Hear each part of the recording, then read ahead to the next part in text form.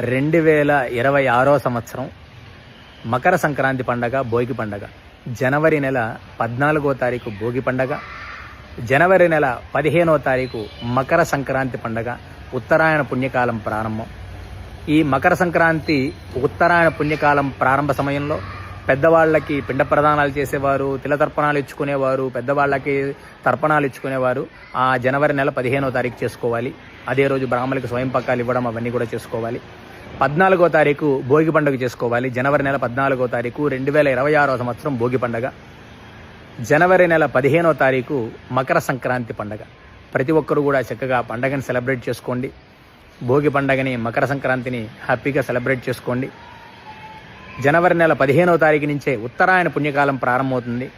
ఈ ఉత్తరాయణ పుణ్యకాలంలోనే ఎక్కువగా దేవాలయ ప్రతిష్టలు, భూమి పూజలు, ఉపనయనాలు, ఇవన్నీ కూడా పెళ్ళిళ్ళు, గృహప్రవేశాలు, ఇవన్నీ కూడా చాలా అంటే చాలా విశేషమైన పుణ్య ఫలితాన్ని ఇస్తాయన్నమాట.